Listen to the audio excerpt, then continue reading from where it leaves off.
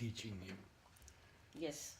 Kapali Shastri didn't teach Madhav all the disciplines that he had gone through. Kapali Shastri taught him only the integral yoga. Kapali Shastri came from a long line of tantrics. The tantra of Dakshina Marga, right-handed path. Vama Marga, left-handed path is different, which permits various things, which of course are quite valid. Sri Aurobindo also justifies them. But it is, you have to have a guru right beside you when you practice the left-handed path. But the right-handed path, Dakshina Marga, where mostly mantra and yantra, certain diagrams, form the tantra. See, tantra really means technique. Literally means the technique, tantra. So mostly mantra yoga formed the main part of Dakshina Marga. Kapali Shastri put him through a discipline of study, exercise, work, meditation, walk with a different attitude. This went on, but he didn't teach him all the disciplines that he had learned. Because since his childhood, Kapali Shastri had been trained in many Indian disciplines. Very few people are fortunate enough to receive. First of all, from his father, he received the Diksha, initiation into the right-handed path, Dakshina Marga of the Tantra, where mantra is the main means of attaining siddhi, fulfillment. And he became an adept in that and could see the Divine Mother many times, the deity whom his father, it was hereditary. So that was there. And then he learnt also more from the Ganapati Muni and so on, the Veda and the Vedic studies. There was an in-depth study of the Veda, which itself is very demanding. Then the other margas, the great paths of philosophy, Indian philosophy. And not merely Indian, the Dvaita, Advaita, Dvaita, Vishishtadvaita, not merely those, but also there was studies of aesthetics. That was part of Sanskrit education in those days. The Sanskrit, there is a Shastra for that, a scripture for that, of aesthetics. Yes. Very detailed study of aesthetics, which Kapali Shastri had, and which he used in his poetry, bringing beauty into it, aesthetics, and Tarka Shastra. Tarka is argument, logic. Logic, that was also a Shastra. So there were various Shastras, textbooks for that, into which, well, Kapali Shastri was an expert, but none of those things were taught to Madhav. To Madhav, only the integral yoga. But certain things, rigs from the Veda, recitation and all, he taught him. That's all, for the purity of the pronunciation and all that. Yeah. So for 12 years he practiced that single-mindedly. And at that time, it was Nolinida, who taught him French. He was his French teacher. And various things Nolinida taught him. He was his assistant, you see, a young man of 21. And so he went on teaching him. But when did he begin to have, when did he have that office? The person who was staying in that office, that room, maybe Durai Swami, he left the ashram temporarily for something. There were some differences with mother and well. I remember the story. Yes. Yeah. So he left. Yeah. Immediately Nolinida asked mother for that office room for Madhav. Because there was no room. See, the staircase room. A big, in those days, those heavy typewriters, remember how one would had to bang on the keys? Yes. One heavy typewriter was brought there and kept in Madhav's office, that other window, and here his table. And afterwards they disposed of, there were beautiful cupboards, almirahs, book cupboards, engraved in the old style, in that room. They were all kept and they were used to file letters. In our office, Nolinida used to file the letters. Yeah. And mothers, including mothers' replies and all that.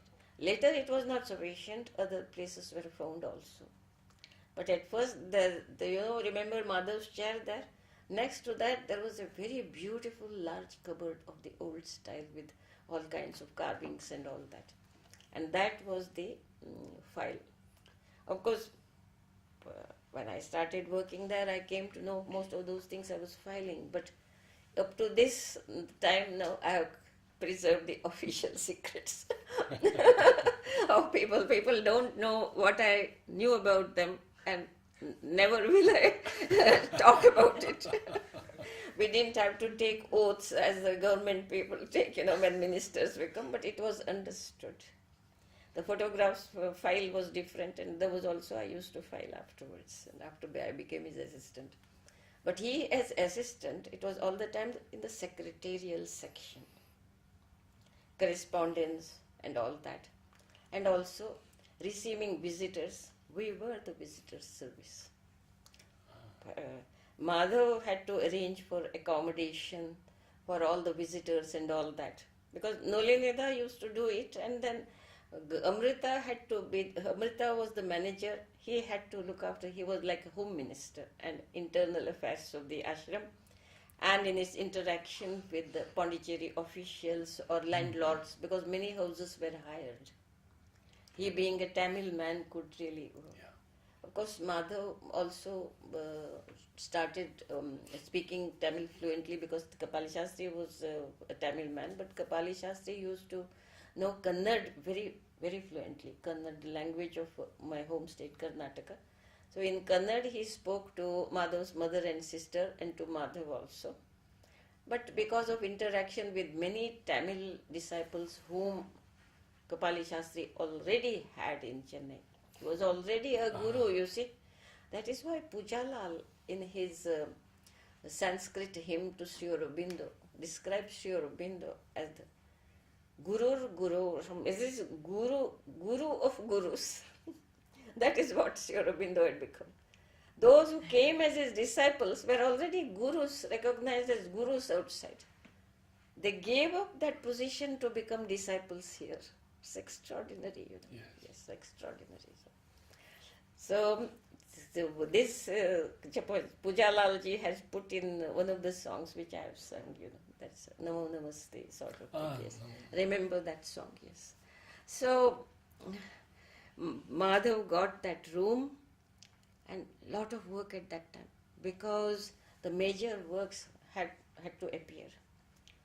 The Life Divine had to be prepared for the press, and first it had to be retyped, Sri Aurobindo, and the type portion, and the Sri Aurobindo would revise it, and the revised portion Nolinida would bring, and Madhav had to type it, and some others. And then when it was sent to the press, at first it was printed in Calcutta. They started that Arya Publishing House, and they started out with printing history. That is different. Then the proofs used to be read by a team of people. Our press was started much later. So at that time, everything, and Prithvi Singh was one of those who was very, very punctilious about the proof and all that. One Madan Lal was there, old Sadhak. You perhaps didn't have chance to interview him.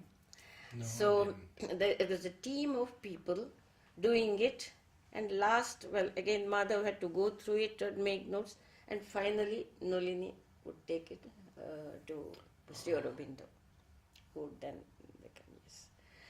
So everybody had a lot of work to do, because it had to be done in a meticulous manner, and especially mother, was a perfectionist. She wanted perfection. She expected perfection from every little things. So Premanand used to quote to me at that time, "Do thou little, but do thou well," or something like that. Some line from Shakespeare or something. You can do a little work, but it had to be perfect. He could find the little. Prithvi Singh was the same. Yeah. You remember him, yes. Oh, very well. Well, anyway, that was the era when everyone was deep into the work, and spared no pains to make the work as perfect as possible. So that he was totally occupied with that. So all the secretarial work and the publishing, printing and all these things was there. At that time, strangely enough, the manager of the ashram that was the designation given to Amrita. And Amrita, I will call him Amrita because Dharma complete. Amrita used to deal with landlords and deal with various other things, legal matters and all that. So she formed a housing committee, small housing committee. Mother formed a housing committee. Naturally, Amrita was the chief of that. Then she put Kunuma in it, because Kunuma was always in touch with mother, because he was an expert in French law, had been educated in France and all that, and many legal matters and all, and he was a lawyer. Besides, for some time, he was education minister also in the French government, yes. But he somehow got very, very attracted to, drawn to mother, and she would consult him on legal matters many times. So she put, and he too was a local man, so able to deal with local affairs. So in the housing committee, which was to deal with the locals, so she put Kunuma, first Amrita, then Kunuma. So these two were senior people, close in age. Then she put a third member, the junior member, Madhav. This was unprecedented, because from the secretarial section, he had to do that. In addition, part of the time, he had to be in the managerial section. So you can see how he was trained for administration in that manner. Of course, Nalinida and Amritada were very close, and Nalinida didn't mind at all part of his assistant's time being taken by this housing committee. So when the housing committee members went to see new houses or went to do something, they would take Madhav also along with them. So naturally, some time went in those things. Yes. So at the same time, as I said, I think she wanted some kind of an all-round development, because why would she single out one person and Nolinida's assistant and put him, give him work which Amrita's assistant would have to do. So this is how many things came into his hands, and he had to do the housing, part of the housing, not only of the guests visiting the ashram, but of the ashram sadhaks and sadhikas also. His work increased enormously, because more and more people came, more and more people were accepted, and more people had to be housed. And after 1951, after that conference, the international conference was held in memoriam of Sri Aurobindo, an international education center was to be created. So after that, lot of publicity was given, some very eminent men had come, and the whole organization of that conference and everything, mother asked Madhav to do. Because Nolinida, he could not be expected to go here and there. He had that very serious and calm poise, and he was not used to doing all those things. So Madhav had to do that also. So at that time, there was a tremendous lot of labor and a lot of publicity was given, and he continued to be the secretary of that until that Center of Education started functioning. Until then, it was just known just as a school. It developed much more, and it was became the International Center of Education. So I'm just telling you how his work proliferated and had various other elements coming into it, and he had to deal with different types of people, which perhaps went into his making and went into developing his capacities, which may have later fitted him for interaction with the world. When he went out into the world, he was already used to meeting many people from the world, you see. And what were you doing all during this phase? The secretarial work in that same office? No, first I continued in the library, because in the same building. So the interaction was there everywhere. The library also had many times interaction, because, certain reference books and all those things when in the work that they were doing. The library housed the thing. Their rooms didn't have space for those reference books and other things, were they housed in our library. The library was in the main building. So Premanand would sent me. Later, first Premanand, then Rajin. So naturally, they themselves wouldn't go carrying books and so on. So I went. I was the assistant, isn't that so? So I was. It's not much going past that and going. So this is how my interaction with all of them developed. With Amritada, with Kunuma, with Nolinida. I began to see, I began to understand their way of working and all that. Each one was different. And with Madhav, of course, we had this language and caste and other connections. And his mother used to like me very much. Every week she said, you must come at least on Sunday and spend time with me. So I used to go there. With him, I didn't have direct interaction for a long time because he was so busy. And he was overburdened, you see. And he was not what you may call a mixer, social mixing and all. He was not like that. Remember his early days, a bit serious and stern. But interaction we had in connection with this work already. So when I went, before I went to work with him, when this library was shifted to that room, you see, the French were leaving, and that big house was released, and mother took charge of it immediately. In a hurry, she shifted all the volumes there because they didn't want some other man to be put there by the government, the new government, you see. Yes. Because the president was there, somebody who had occupied that. So very quickly they shifted from main building to that building.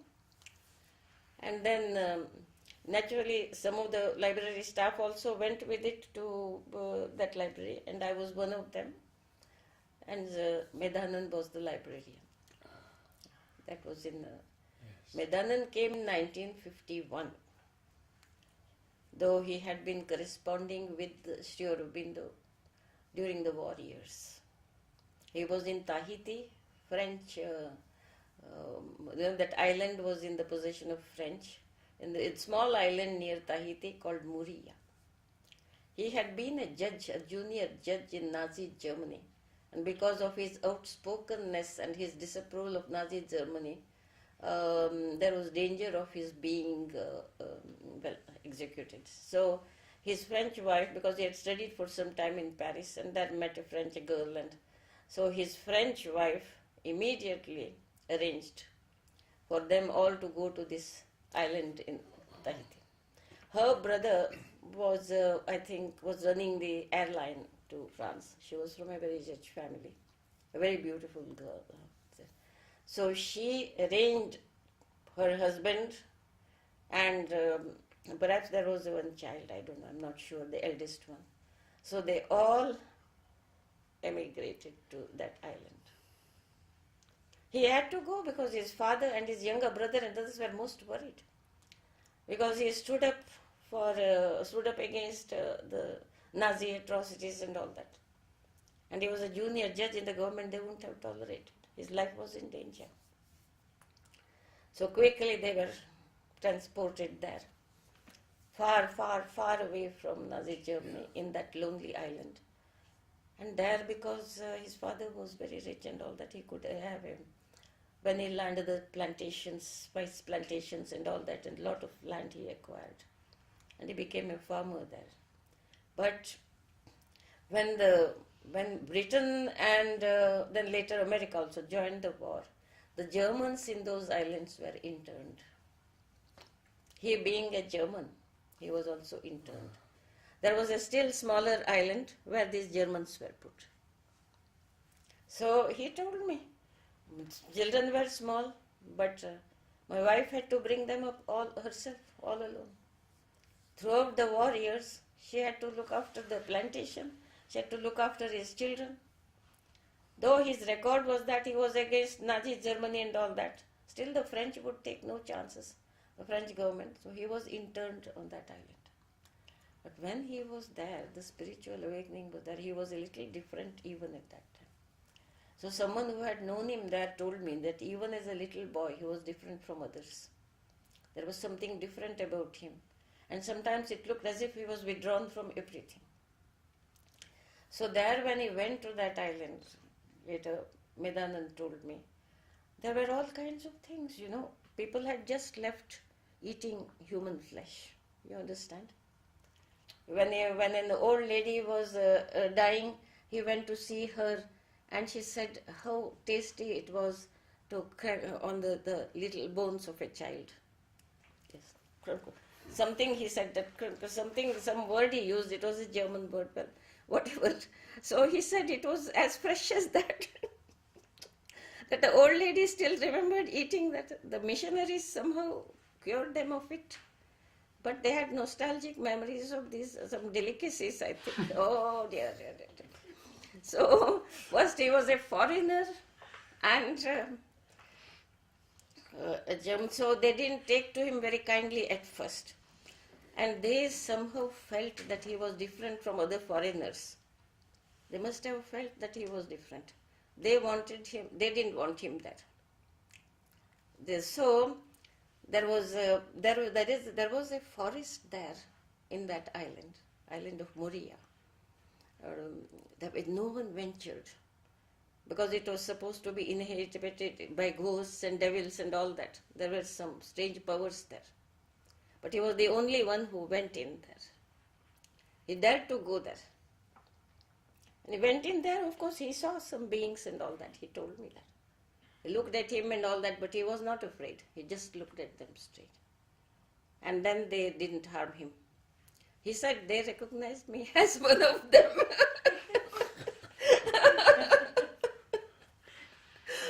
Well, anyway, inner being was much bigger, I think, so they couldn't affect him or harm him. But because he had gone into that forest, had come back unharmed, these other chiefs of that island accepted him. They accepted him as one of themselves. He had passed the test. He was not a foreigner anymore. Yeah, they accepted him. So he learned and he observed many things of the early days, or you may call it shamanism or whatever name you may call, animism, shamanism, whatever you call. But it has to do with the subtle physical, the vital and the subtle physical. So he had an immense development, interacting with them and so on. He could see things and become quite occult. But this side is not known to many people here. He told me that. He was a very good teacher. I was a very Indian person because I had been as a great love for my country and love for freedom and all that. And because of my ancestry, I've told you that my maternal grandfather had stood for the first elections when the British thought of giving Dominion status, and then the Congress party of which he was a member thought of contesting elections to the Legislative Assembly in Delhi. First time they thought if you could work with the British, then perhaps some media could be found out, and then Dominion status they give, independence within the country, that sort of thing. So he had joined, and at that time this party was called Swarajya, Independent Swarajya Party. The leader was Motilal Nehru, Jawaharlal Nehru's father, and with him worked C.R. Das. C.R. Das, who continued to be in the Congress when Sri Aurobindo left Calcutta and came here, but he continued to be in the Congress. So my grandfather was with Pandit Motilal Nehru and C.R. Das. Very much into the freedom movement, uplift of the depressed classes, equal rights for women, all kinds of things. Most forward person, a great man, my maternal grandfather, I adored him. So many advantages, and he was rich, and he was such a fine lawyer. He had the reputation of not losing a single case. He was so persuasive, and he could settle many cases outside court. And his generosity towards the poor and this. You know, that's why I'm not really dazzled by just merely wealthy people now. In my childhood, I've been exposed to such a great man, you know. My paternal grandfather, though not so rich and all that, as a young man, he had been secretary to Mahatma Gandhi when Gandhiji was in jail. Maybe I said that in my interview at that time. I don't remember that. So how did Nedananda be in contact? How did Medananda come in contact? You see, with all this and the freedom fight, how it comes into my development, what part Medanand played in my development. With these influences and all that, I was very Indian, very patriotic and all that. I didn't have that world view and the feeling for the rest of the world, you know. We admired America a lot because they had fought war of independence against this thing. We admired it a lot. But when I came here, you know, I had a certain concept of Indian aesthetics, like the Indian kind of painting, the cave paintings and the other paintings, the classical and the later the impressionist and things like that, Ravi Verma and all that. But other things, my vision, my eyes were open to other kinds of painting and art by Medanand. He had a strange kind way of teaching. I would be sitting there, just above the staircase on the right. There is a little landing there, and there my little table for typing was kept. Maud taught me typing. Well, Maud, you know, very dear person. Maud taught me typing and the accessioning of books, each title, this, that, and so on. Those things I was doing. While doing, suddenly Medanand would come where I was, put a book next to me, and just open it and disappear. Not say anything. Well, then I opened it because I knew I was meant to learn something from it. I was very eager for knowledge of every kind, you see. So I would open. And then I saw something which was very striking. First of all, he opened my eyes to the ancient Egyptian sculpture and ancient painting and what they expressed and all that, and many things I felt. You see, that's because what I didn't tell you, I don't want to give much importance to memories of previous births and all that. I had recognized Medanand as someone I'd known before. When I was still working in the library here, and long before I went to work with him, I was still working in the library here. When he stepped into Pavitra brought him to introduce to the librarian. When I saw him, he was of course looking most inward, and because he had given up everything and wound up his affairs and come here. And then when I saw him, I recognized him. Later he told me that he recognized him. And actually in one or two births, I know actually who he was, though I didn't mention it to him, that he himself told me that was he, you see. These are the things. So there was a connection there, and he felt he had to open my eyes and bring back some of those things to enrich my personality and see the connections, because Sri Aurobindo was a Greek and Latin scholar, you understand. Medanand not only started teaching me German, then he said you have to know the roots of the words, because you are doing book work of English and other words that are used, other they have come into English, you see. So not only did he start me on German, but he started me on Latin also. So that I would know the root meanings of the words that I was dealing with. Because throughout I was dealing with language, you see. Yeah. So he started, and then about the painting. Then he told me, do you remember this? Do you remember this? Now I saw what he asked me to remember. It was a girl's sculpture from Sumeria. You see. And he thought that had been there, you see. Of course, when I opened those things, I began to remember various connections and other things, because he had that power to trigger something, you see. Of course, I would report to Madhav these things also. So, these things are not important for our yoga. Why he told me that, I don't know. Maybe he wanted to me to become aware of the world art, world philosophy, world culture, so that I would not be just an Indian, but a citizen of the world.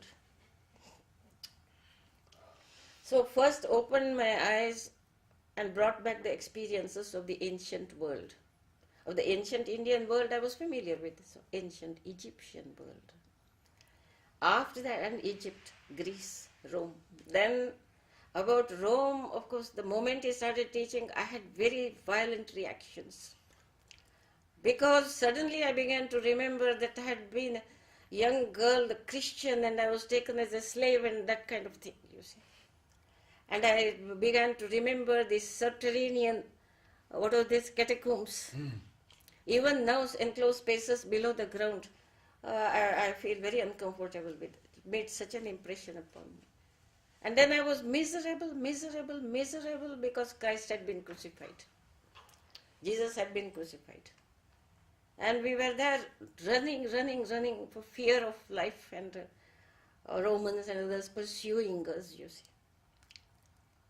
So I was afraid to come out of the catacombs, and yet I didn't like those enclosed spaces. I was again that girl, running.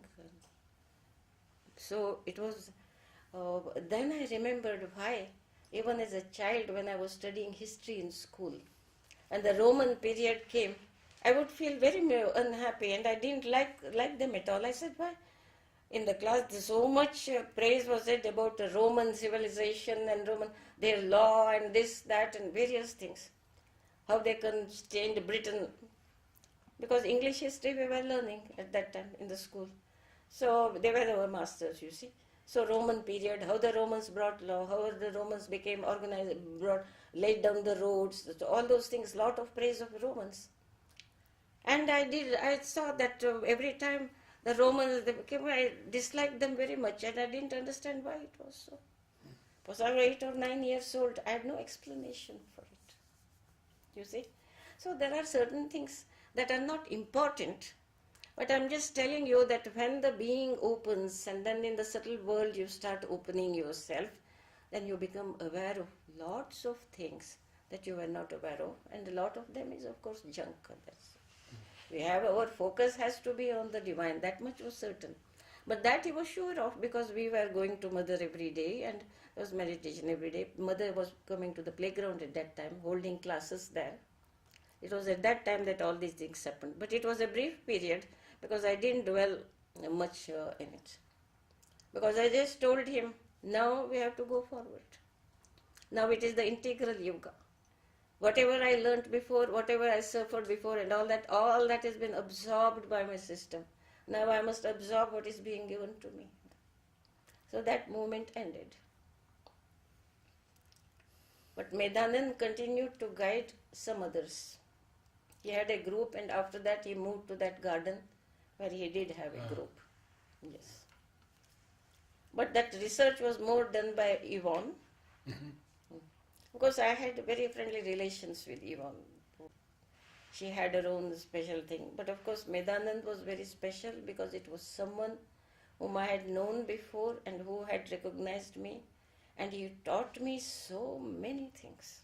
Not merely what I have said this before, but so many things which increased my knowledge of the world, and also I could do my office work in Madhav's better. Because from Medanand's library, when I saw that Madhav's work had increased a lot, and he was overburdened, and then he was getting headaches and all kinds of things, and Nolinida said he is overworked, he needs an assistant.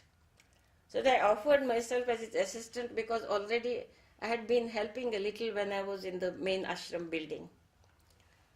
And naturally I wanted again to work in the main ashram building, because all the time from the beginning I joined, I was there, and you see. But Madhav wouldn't take me. He said, you are all right in the library, Medanand is good to you, you have learned so much. And here I don't think I don't think you will be useful here. He didn't think I would be useful there. I was by that time a singer and doing other things, and Madhav was not very interested in music and the arts and all that, you see, only philosophy. Anyway, he didn't think of me as being useful, because I was a good mixer. In the playground I would mix with others and so on. My own personality was different, and he was very serious and indrawn and withdrawn, as you know, yes, very much. So he was not enthusiastic about having me there. But I went on saying, now look, I know so many languages and people come from so many things. I've already worked with you, and I get on very well with Nolinida, because working in Madhav's office meant also working for Nolinida, because Madhav was Nolinida's assistant.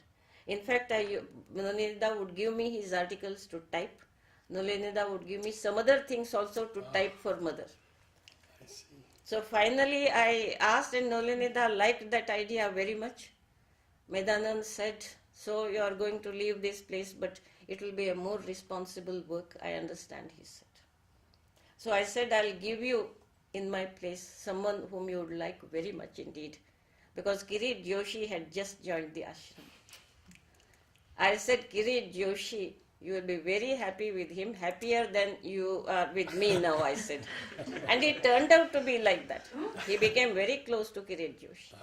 Until Kirit Joshi was taken from the library by Pavitrada to become the registrar of the new education center. So Medanand told me, I had two of the nicest people in the ashram working for me, and they were taken from me, but doesn't matter, I understand, because both are doing more responsible work. Not simply lending books to people and things like that. We continued to be very friendly. I used to go and meet him regularly. I also used to visit him sometimes in his garden. So that is Medanand. He was one of my teachers. I've had many teachers, one Sangeet Guru, teacher in music, and so many other little saints whom I met in my childhood. All of them taught me, including Raman Maharshi, in whose presence I have meditated for hours and hours. Yeah. And saw a great light when I was meditating. I was 13 years old. And then my mother told me, when you were sitting in the hall and I was shy, I used to sit at the end of the hall, and far wall. Yeah. And then she said, the Maharshi's eyes rested on you many times. You were not aware, you were deep in meditation. Then the others wanted to go sightseeing, going to the temple and going to the hill and other things, and they would try to say, come away. But with my gesture, I said, please leave me alone. So I just went on sitting there, and they all went everywhere. 2 visits I had to Raman Ashram. I told my mother, I love him, I'm very impressed by him, and I love his path, so direct and so simple. Go straight to the point. But he is not my guru. He is not the one whom I am searching for. Because I had definite indications of so many. Same year, I came to the ashram and I could meet mother and all that. This is a wonderful stopping point. I think we can And stop next here. time I think we have to pick up with you and Madhav going to America.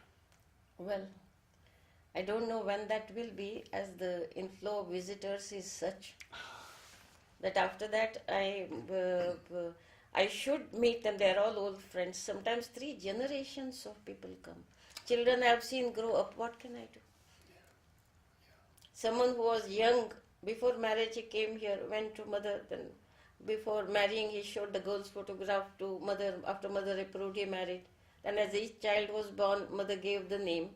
And those people. Now those children also have grown up, and their children also are there. Now for 3 generations, you see, they are like our people, you see. Of course. How can I say no? We'll find time. We're still young. We are eternal, so. And at 85, really, I don't know, but nearly 85. I'll be 85 shortly. Yes. Thank you, Vasanti. But if I try to remember, I have to be focused. But when I see how you wanted me to talk about Medanand. Otherwise, I would have gone on about this. Exactly. Medanand was a remarkable personality. You can see now how much I learned from him. Yeah. I respect him very much. Yeah. And he was very good to Madhav. When we were in Europe beforehand, he wrote his, I may call them disciples in Germany, to receive Madhav well and arrange his programs. And you remember Equals One Yes, with Ivan? yes. Shelley, my daughter, went to school there. Ah, so you know them quite Yes. intimately, I think. Not And so Ivan also had a monkey, a much. king Yes. monkey, Oh, yes. to whom our Swamiji, I took our Swamiji, the Swamiji of our community. He had heard about him, the young man. When he came here, he said, I want to see the monkey. And when I took him there, it was quite an experience. That monkey that was like an ape, and he was at the far side of his cage. It's like a room that was kept like a cage. He had gone there and he had started being very withdrawn, Yvonne had told me. He had started being very withdrawn. Sometimes they thought that perhaps he needed a mate, so introduced a female monkey into her. And she stood and stood and stood there, but he didn't pay any attention to her. Finally, she went very close to him. When she went close to him, he just put his hands over her head, blessed her, and that's it. The mate was sent. He didn't want a mate. Then when yes, they thought he was moping, you see. He was not moping. He was withdrawing, you see, from the world. What he was in the previous birth, who knows? Because that monkey, a monkey man had brought, and then we once said in dream she was told that someone was coming to her, whom she would have to take care of. So she went down on hearing the tum tum tum tum. These people who bring monkeys, they did that little, and she went down, and that monkey immediately wanted to come to her. She was a total stranger, but the monkey immediately wanted to come to her. So she had to bargain with that man. He asked for a lot of money, but the monkey wanted to be with him. So she brought him. That is how he grew up with her, and he was very different from other monkeys. They had other animals, but he was different. And then she took him to mother. Everyone was aghast that mother had permitted that monkey to come to her. And he even sat on mother's lap. He ate banana that mother gave. He peeled and he ate, and he was very well behaved with the mother. And he was taken.